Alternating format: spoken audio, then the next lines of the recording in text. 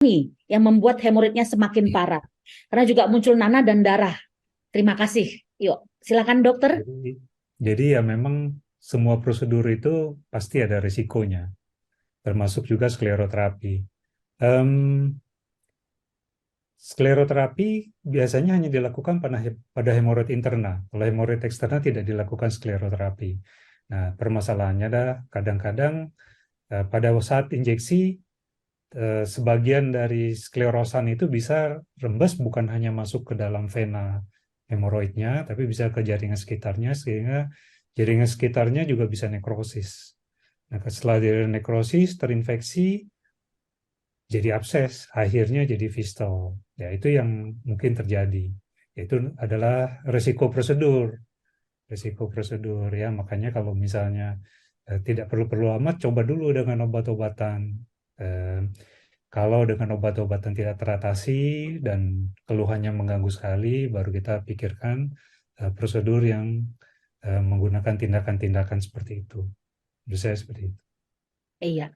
Terima kasih dok jawabannya. Ini saya lihat ini 905 peserta. Pertanyaannya makin banyak. Baiklah, sambil sambil Oke. minum boleh boleh Apoteker Hadi karena pertanyaan masih banyak lagi ya. Silakan minum dulu sambil ya. Siang Dokter Suwito, kalau untuk balita usia 4 tahun selalu keluar benjolan di anus setelah BAB, tapi 1 jam kemudian langsung kempes dan tidak mengeluarkan darah. Itu termasuk hemoroid atau tidak ya dok ya? Harus dilihat dulu, kadang dia bisa hemoroid atau dia juga bisa polip di sana.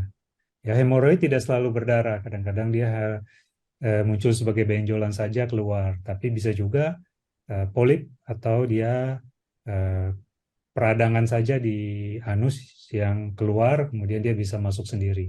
Jadi kalau untuk itu memang harus dilihat. Tidak bisa kita tentukan dengan hanya bahwa dia berdarah atau tidak, dia keluar masuk saja. Harus dilihat. Ya Harus dilihat sebaiknya ya. ya harus Iya, dilihat. dibawa aja ke dokter anak ya dok ya, biar dilihat ya.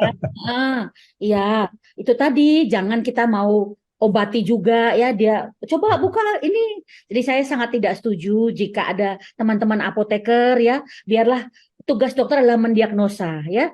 Oke, Apoteker Hadi, ini ada pertanyaan. Iya, ibu hamil sudah selesai. Untuk pasien wasir berdarah, obat menghentikan pendarahan dan nyeri obatnya apa saja ya Pak? Gitu.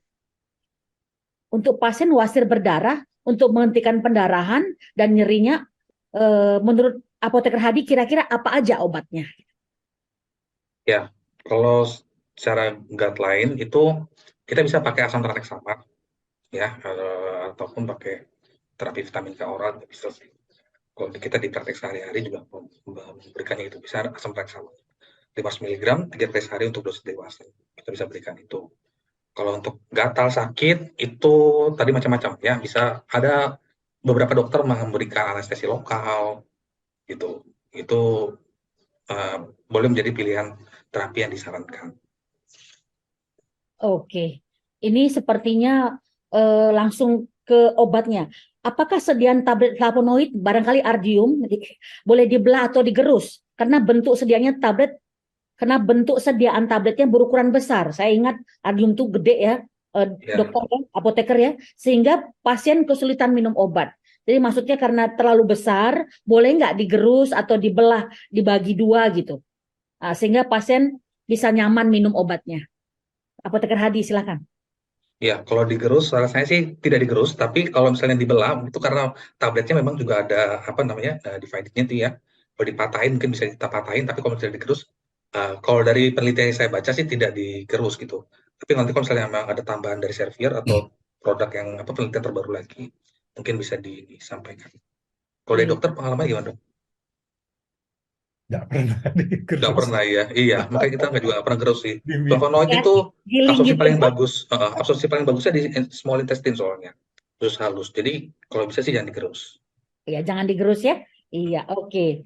Eh, ya saran saya kalau dia terlalu besar rasanya masukin ke pisang kayak zaman dulu kan. Ibu-ibu kita kan ngasih kita obat kan, dimasukin ke pisang nih makan-makan. Dia belah pisangnya suruh telan. Kok ditelan gitu kan? Jangan digigit, ditelan. Langsung gelek minum pakai air gitu kan. Saya ingat sekali waktu kecil begitu dikasih pisang, taunya isinya parastamol gitu. Oke.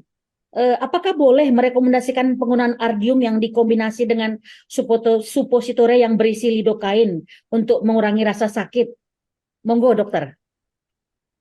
Boleh, Boleh ya, Dok, ya? boleh aja. Jadi Ardium bisa kita kombinasi dengan obat-obat topikal ya. Ada macam-macam salep, macam-macam topikal untuk menghilangkan nyeri. Kalau dia kesakitan, bisa kita tambahkan obat anti nyeri yang diminum juga boleh. Tidak apa-apa. Iya. Aman Gitu. ya, Dok ya? Aman. Aman ya. Ini Ya. untuk dokter ini. Selamat siang, Dok. Terima kasih untuk pemaparannya yang informatif. Dok, izinkan diskusi ya dari Apoteker Rusiana. Grade keparahan hemoroid seperti apa yang perlu penggunaan ardium 500 atau 1000? Karena di tempat saya tersedia 2 dosis tersebut, Dok. Sama ya. Di apotek di rumah sakit memang 500.000 masih yang keluar ya.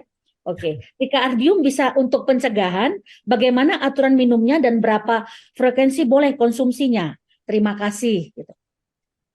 Silakan dok, mengulangi lagi paparan tadi. Sebenarnya mengulang kata-kata Pak Hadi ini. Iya,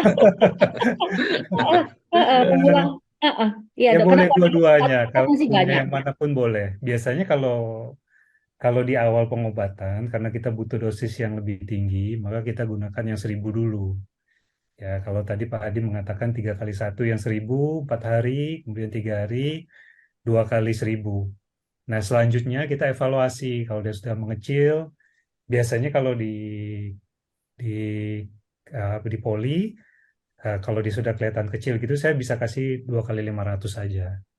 Ya, tidak usah 1000 lagi untuk menghemat budget pasien. Tapi baik juga hasilnya, hilang juga. Iya. Hemoroidnya hilang juga. Nah, kalau untuk pencegahan-pencegahan itu hanya diperlukan eh, tentu pada kasus-kasus yang dia sudah berulang-ulang. Kalau misalnya pasien itu tidak pernah hemoroid, tidak perlu kita kasih pencegahan. Kalau dia hemoroid, kita kasih sekali baik, juga tidak perlu pencegahan. Tapi kalau kasus itu sebentar hemoroid kambuh, sebentar hemoroid kambuh, kita lihat kambuhnya kapan. Kalau kambuhnya sering, cepat sekali kambuh, ya mungkin kita berikan lebih sering. Kalau misalnya jangka waktu lama, begitu terasa sudah tidak enak, boleh diberikan. Tentu kalau buat pencegahan tidak usah dosis yang tinggi-tinggi, yang kecil saja 500 saya rasa sudah cukup. 500 Begitu. cukup ya dok ya, kalau yang masih awal ya dok ya, nggak usah yang sampai 1000. Sudah, Ya, ya, ya. Untuk maintenance juga bisa pakai 500 ya dok ya. ya. Izin bertanya dokter, apakah ada polip di kolon bisa menyebabkan hemoroid? Makasih dok. Dari apoteker EL Kurnaisih. Silakan dok. Polip tidak menyebabkan hemoroid, tetapi sering disalah sangkakan sebagai hemoroid karena seringkali orang mengatakan nih ada yang keluar dari anus menonjol setelah BAB masuk lagi. Dipikir oh itu berarti hemoroid dalam. Nah, kadang-kadang tidak dipikir oh itu hemoroid, tapi setelah minum obat hemoroid kok tidak baik-baik gitu. Ternyata dia polip. Jadi bukan polipnya menyebabkan hemoroid, tetapi sering disalah sangkakan sebagai hemoroid. Oke, iya Ya. ini pertanyaannya banyak yang sama. Saya rangkum aja. Saya baru melahirkan kurang lebih 8 bulan, tapi masih hemoroid. Kemudian, apakah hemoroid bisa sembuh? Terus jika benjolannya sudah kempes, masih ada sisa daging yang kendor, apakah harus dilakukan operasi gitu? Jadi ada pasien 8 bulan sudah melahirkan, tapi tetap hemoroid. Apakah dia bisa sembuh? Kalau nggak sembuh, bisa operasi nggak gitu? Silakan dok. Jadi hemoroid bisa sembuh ya, dikasih obat sembuh. Banyak yang dikasih obat terus dikempes, enggak sakit lagi, tidak berdarah lagi, berarti dia sembuh. Cuma pada hemoroid eksterna kadang-kadang setelah dia sembuh dia menyisakan lipatan kulit yang dia tidak hilang-hilang, namanya skin tag. Nah, skin tag itu yang mungkin masih akan ada, tetapi itu tidak apa-apa. Itu lipatan kulit saja, di dalamnya sudah tidak ada hemoroidnya karena sempat dia membesar sehingga pada waktu hemoroidnya kempis dia masih ketinggalan di sana. Ya itu skin tag saja. Jadi kalau itu sudah sembuh itu. Oh, Ya, itu udah sembuh ya dok ya? ya, Ini sudah kayaknya ke sembuh. dokter lagi nih. Eh, Jika dokter sudah meresepkan ardium, ini kayaknya agen atau MLM, apakah kita boleh menambahkan herbal seperti Nutrimar?